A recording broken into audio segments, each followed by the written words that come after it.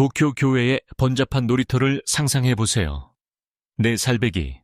남자아이가 가파른 정글짐 꼭대기에서 차가운 금속을 꽉 움켜쥐느라 주먹이 하얗게 질린 채 떨고 있습니다. 대부분의 부모라면 지금쯤 사다리의 절반쯤 올라가 팔을 뻗고 아이를 받을 준비를 하고 있을 것입니다. 하지만 아이의 엄마는 5m 떨어진 곳에 서 있습니다. 그녀는 휴대폰을 확인하고 있는 것도 아니고 무관심한 것도 아닙니다.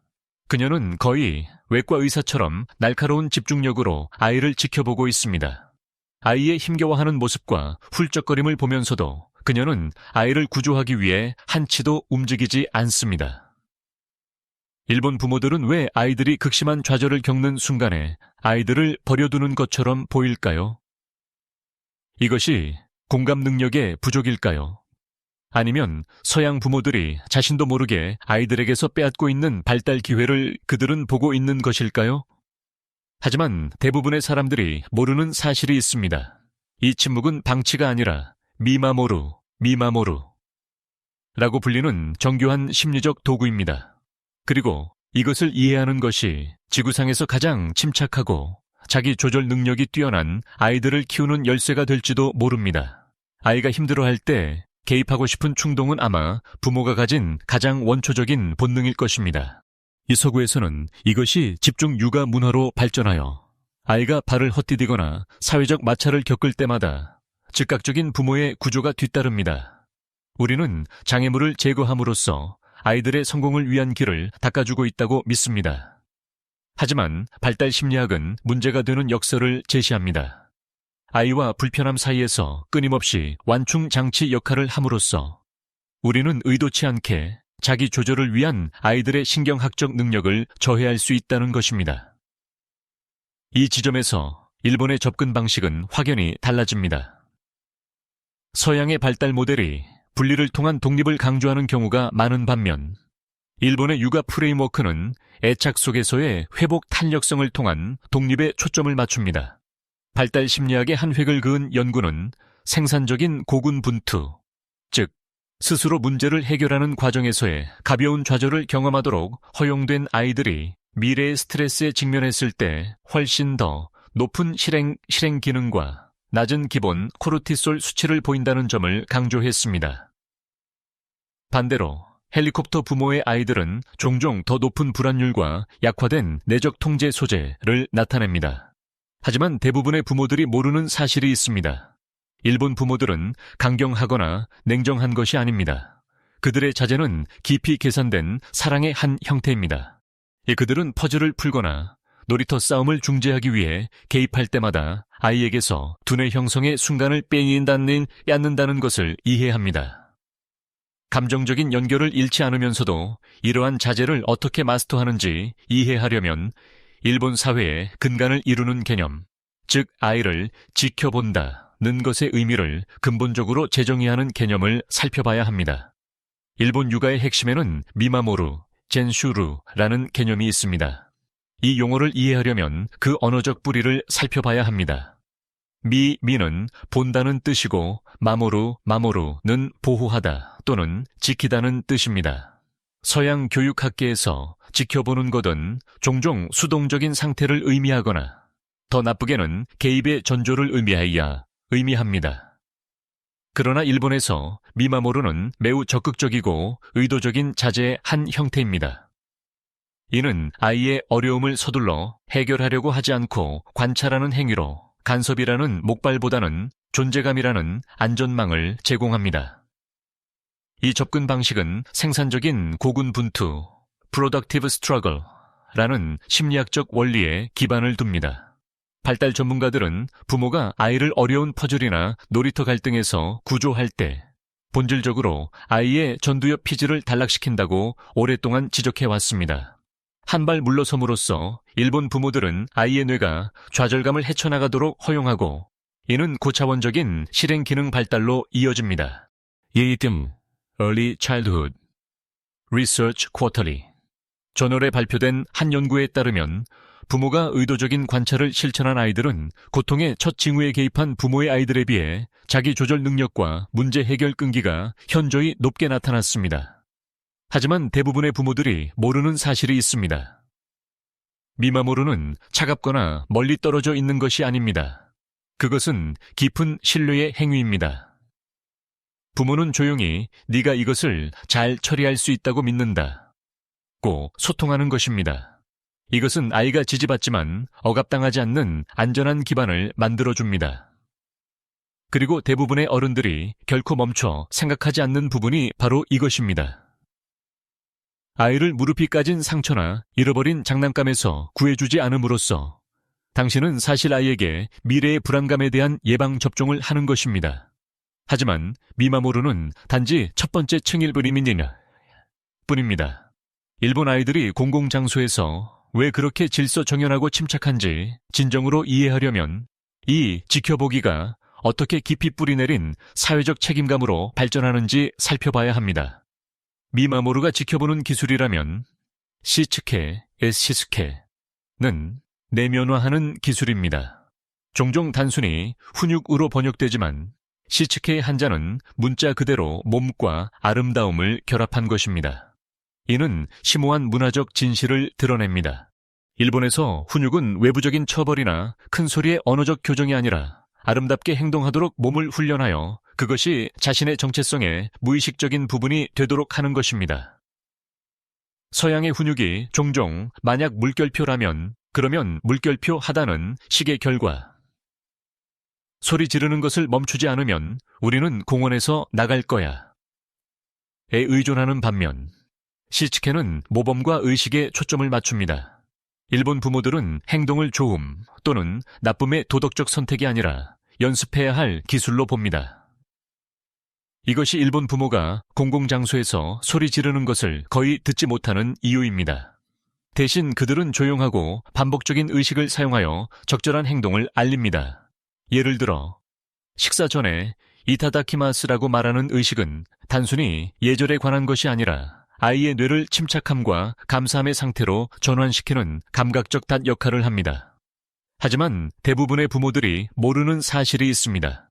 우리가 짜증을 멈추게 하기 위해 위협이나 처벌을 사용할 때 우리는 실제로는 아이의 파충류 뇌를 자극하여 진정한 학습을 불가능하게 만듭니다. 일본 부모들은 선제적 모델링을 통해 이를 우회합니다. 그들 스스로 침착하게 올바른 행동을 함으로써 아이의 거울 뉴런이 작동하도록 합니다. 그리고 대부분의 어른들이 결코 멈춰 생각하지 않는 부분이 바로 이것입니다. 진정한 훈육은 아이에게 하는 것이 아니라 아이 안에 쌓아주는 것입니다. 하지만 아이가 의식을 따르는 것에서 벗어나 상황이 잘못되었을 때 자신의 강렬한 감정을 관리하는 것으로 어떻게 전환할까요? 그것을 이해하려면 아이가 동시에 의존적이고 독립적일 수 있도록 하는 개념인 일본 유년기의 심리적 충격 흡수 장치를 살펴봐야 합니다. 서양인의 눈에는 일본의 아메의 ANE 개념이 종종 아이를 버릇없게 키우는 것의 정의처럼 보일 수 있습니다.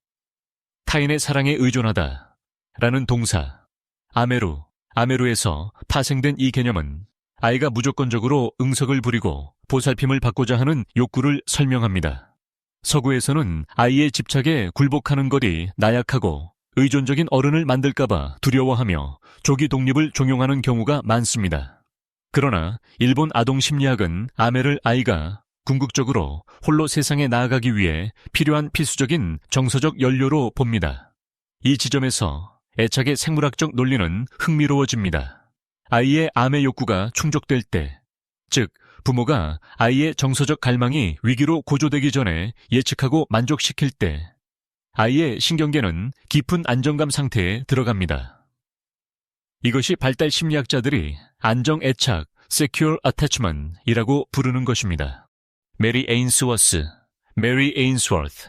유명한 종단 연구와 일본 상황에서의 후속 연구는 강렬한 의존 기간을 허용받은 연가들이 3가지 실제로 더 강한 자기 조절 능력을 발달시켰음을 보여주었습니다.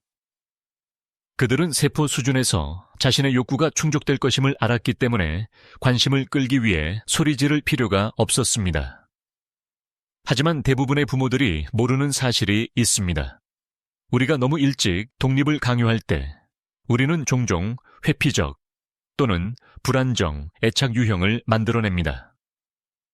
아이는 안전을 찾는데 너무 많은 에너지를 소비하여 학습에 사용할 에너지가 남아있지 않게 됩니다. 일본 부모들은 아메를 사용하여 심리적 충격 흡수 장치를 만들어 아이가 실패해도 안전하다고 느낄 수 있도록 합니다. 그리고 대부분의 어른들이 결코 멈춰 생각하지 않는 부분이 바로 이것입니다. 의존할 수 있도록 허용된 아이는 자유롭게 탐험할 수 있는 아이입니다. 하지만 이 내적인 안정감이 외부 세계의 고압적인 사회 환경과 만날 때 어떤 일이 벌어질까요? 그것을 이해하려면 기다림과 관찰 철학의 마지막이자 어쩌면 가장 신비로운 기둥을 살펴봐야 합니다. 기다림과 관찰 철학의 마지막이자 어쩌면 가장 도전적인 적용은 사회적 마찰 중에 발생합니다.